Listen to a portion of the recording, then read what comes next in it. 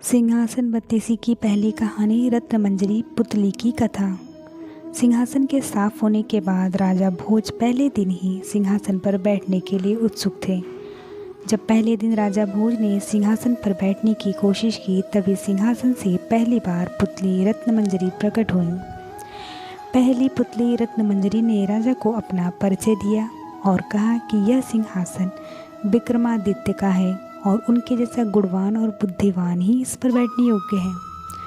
अगर यकीन नहीं होता तो राजा विक्रमादित्य की ये कहानी सुनकर फैसला करना कि तुम में ऐसे गुण हैं या नहीं। इतना कहने के बाद पहली पुतली रत्नमंजरी ने राजा भोज को कहानी सुनाना शुरू किया। एक बार की बात है कि अम्बावती नाम का एक राज्य था। वहाँ के राजा धर्मसेन ने 4 वर्णों की स्त्रियों से 4 शादियाँ की थीं। पहली स्त्री ब्राह्मण थी, दूसरी क्षत्रिय, तीसरी वैश्य और चौथी शूद्र थी।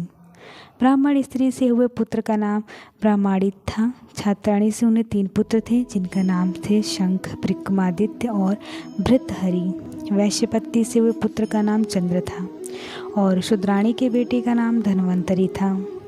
जब सभी लड़के बड़े हुए तो ब्राह्मणी के बेटे को राजा ने दीवाना बनाया, लेकिन वह अपनी जिम्मेदारी ठीक तरह से संभाल ना सका और वो राज्य छोड़कर चला गया। कुछ वक्त तक वे कई जगहों में भटकता और फिर वह धरनगरी नामक के राज्य में पहुंचा और वहां उसे एक अच्छा ओहदा मिला। लेकिन एक दिन उसने वहां के राजा को मार दिया और खुद राजा बन गया। कुछ वक्त उसने उज्जैन आने का फैसला किया, लेकिन उज्जैन पहुंचते ही उसकी मौत हो गई। उसके बाद चित्राणी के बड़े बेटे शंख को लगा कि उसके पिता विक्रम को राज्य का राजा बना सकते हैं। ऐसे में उसने अपने सोते हुए पिता पर हमला कर उसे मार डाला और खुद को राजा घोषित कर दिया। सभी भाइयों को शंख के षड्यंत्र का पता चल गया और सब इधर उधर निकल पड़े।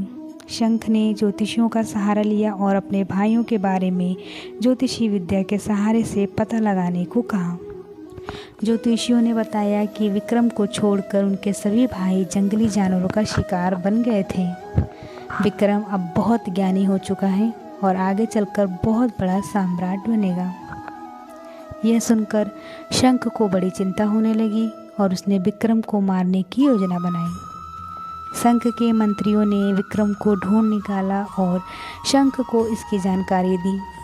शंख ने एक तांत्रिक के साथ विक्रम को मारने की योजना बनाई। उसने तांत्रिक से कहा कि वो विक्रम को काली की आराधना की बात बताए और उसे सिर झुकाकर काली की पूजा करने को कहें। जैसे ही विक्रम गर्दन झुकाएगा तो उसकी गर्दन काट देगा। तांत्रिक विक्रम के पास गया और उसने शंख के कहे अनुसार विक्रम को काली की आराधना के लिए सिर झुकाने को कहा। शंख भी वहीं छिपा बैठा था। विक्रम ने खतरा महसूस कर लिया था। उसने तांत्रिक को सिर झुकाने की विधि बताने को कहा और तांत्रिक जैसे ही झुका, शंख ने उसे विक्रम समझकर उसकी गर्दन काट दी।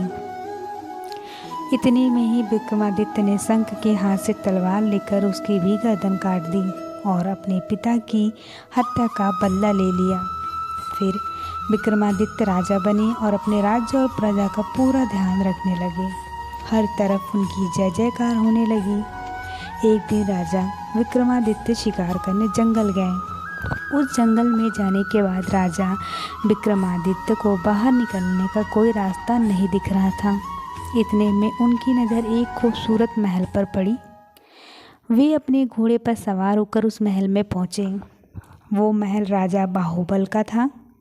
राजा विक्रम जैसे ही वहाँ पहुँचे तो वहाँ के दीवान ने राजा विक्रमादित्य को कहा कि वो बहुत मशहूर राजा बनेंगे, लेकिन उसके लिए राजा बाहुबल को उनका राजतिलक करना होगा। साथ ही उसने यह भी कहा कि राजा बाहुबल बहुत दानी हैं और जैसे ही विक्रमादित्य को मौका मिले वो राजा से स्वर्ण जड़ित सिंहासन मांग ले। यह स्वर्ण जड़ित सिंहासन भगवान शंकर ने राजा को भेंट दिया था। वह सिंहासन राजा विक्रमादित्य को सम्राट बना सकता है। राजा बाहुबल ने विक्रमादित्य का अतिथि सत्कार और राज तिलक किया। इस दौरान विक्रमादित्य ने सिंहासन की मांग की और राजा बाहुबल ने विक्रमादित्य को उसकी सही हकदार समझते हुए बिना संकोच सिंहासन दे दिया। कुछ दिनों तक बाहुबल के महल में रहने के बाद राजा विक्रमादित्य सिंहासन लेकर अपने राज्य वापस आ गए। सिंहासन की बात दूर दूर तक फैल गई। हर कोई राजा विक्रमादित्य को बधाई दे रहा था। इतना सुनते ही पुतली रत्नमंजरी ने कहा कि राजा भोज, अगर ऐसा कोई काम आपने भी किया है तो आप इस सिंहासन पर बैठ सकते हैं। यह कहने के बाद पहली पुतली रत्नमंजरी उड़ गई। यह सुनकर राजा भोज ने उस दिन सिंहासन पर बैठने का फैसला टाल दिया और सोचा कि अगले दिन आऊँगा और सिंहासन पर बैठूंगा।